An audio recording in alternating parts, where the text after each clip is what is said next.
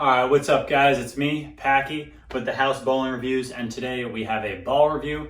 We are going to review the all-new Track Tempo. This is a ball from, as I said, the Track bowling line, and this is kind of a middle of the road ball. It's a weaker cover, a weaker core, but it gives you that mid-range kind of overall hook potential. So I'm going to give you guys my first 20-ish shots. I'm going to give you my first 20 strikes, and it's going to be 21 shots. So we'll see the first shot I have with it, and then we'll kind of go 20 strikes from there. It didn't take me too long, but one of my favorite balls. You guys will see why, and we're going to do something a little bit different this time. I'm going to talk you through it as I throw it, talk you through some of my moves, and then we'll come back at the end and we'll talk about where it fits in my bag and where it can possibly fit in yours. So let's get into it. All right, guys, let's get right into it. We are here. We're bowling with the Track Tempo. There's my first shot. We're throwing 21 shots, 20 strikes. That's what we're doing. First shot was an 8-pin. If I edit this correctly, that means that there should not be another miss. So first kind of thoughts about this ball. I can play in with it. That's not something that I'm used to. That's not something that I'm good at. You'll see me fall off quite a few shots here because I'm uncomfortable. I don't like playing this angle, but it's an angle that this ball allows me to play, and it allows me to play it well. You see I'm kind of in between third and fourth arrow, and I really do just send it left. It doesn't matter how far left I send it. This one's over fourth arrow, getting it out to 4-5, and it's coming back. And I'm getting it out to 4-5 pretty far down lane. And that kind of tells me that this ball, it's a sharper shape. That one's out, I try and throw that one in the gutter basically because I missed. It wasn't on purpose, that's for sure. But yeah, there's quite a few shots where I get it a little too far down lane, but it still has the energy. It's a weaker core, it's a weaker cover stock.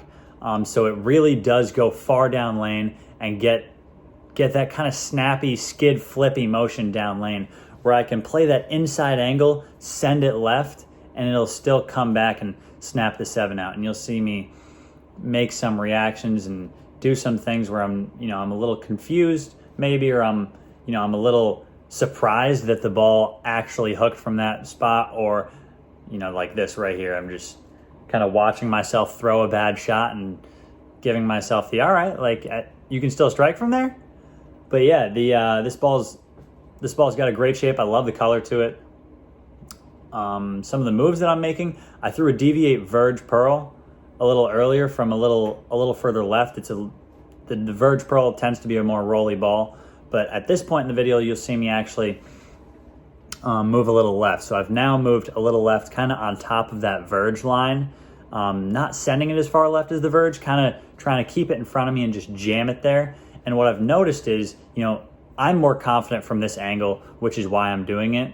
But since I'm more confident and I'm throwing better shots, I'm also, you'll see just the reaction through the pins. This seems to be the right angle. I've now matched up. I'm throwing, some of the shots earlier, I might have cut a bad shot out or here, but this one right now is pretty much just consecutive one shot after the next. And this is the right angle. This ball's allows me to float it through the front, even though I've thrown that verge pearl, probably 3 games already with the verge pearl on that exact same line.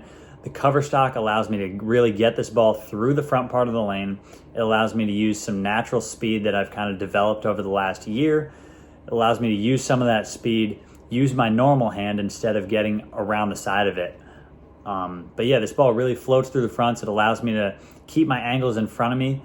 When I want to, I can play straighter, and then when I want to move way right, I can send it around the corner and get that 7 out still from that deep inside angle that I'm not so used to playing. But I think this is going to be a great ball for a lot of you guys. You'll get one more lucky hit on the end because I threw enough bad shots where I might get a lucky one here. All right, guys, so I just gave you my first 21 shots with this ball. I lied. That wasn't my first 21 shots. It was probably closer to my first 30 shots. I showed you 21 of them. First one was the 8-pin, and then I kind of just pulled the rest of the strikes that I had. So again, this is the Track Bowling Tempo. here's my layout for you guys who are interested. It is a 5-inch pin to PAP. I don't focus on the angles too much. I know I probably should focus on those numbers, but the guys at Buddy's Pro Shop really just hooked me up.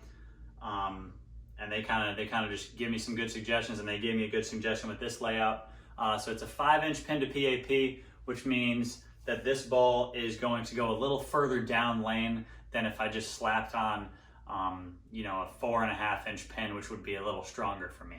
But yeah, this was a 5-inch pin on this track tempo, and I really liked it. I showed you guys some different angles. I showed you guys the shape that it kind of makes for me. For a lefty, I could see this being in, you know, I choose between 2 bags every time. I choose the house shot bag or the tournament bag.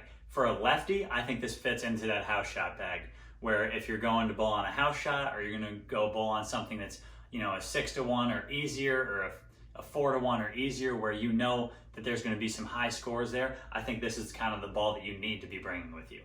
It fits that lower end, where if the bowling alley hooks a little bit, you know you can move in, you know you can still get that 7-pin out when you throw it left, or even when you keep it in the oil, it's still gonna read, it's not gonna go too far down lane and leave you too many splits.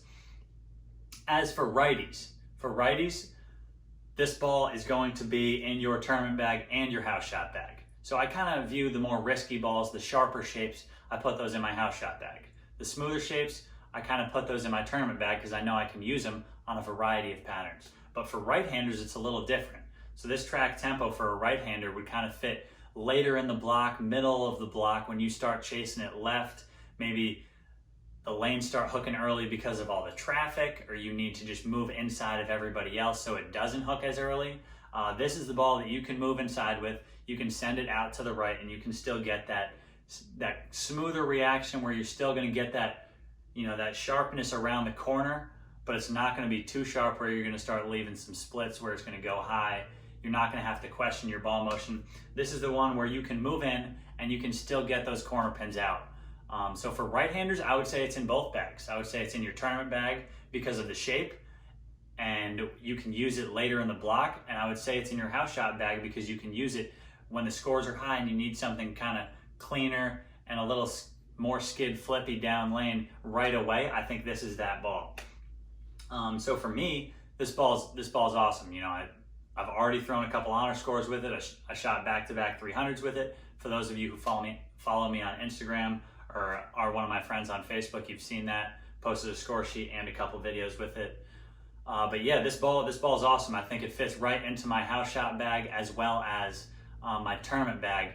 But my tournament bag, it would be on the very, very low end. If I had to compare it to some other balls for me, it would be, you know, below an uppercut and a hero. I reviewed a Deviate Verge Pearl. This would be below that. And by below, I mean it clears the fronts a little easier. It goes a little further down lane. It doesn't hook as early, so it's going to be a little sharper down lane as well.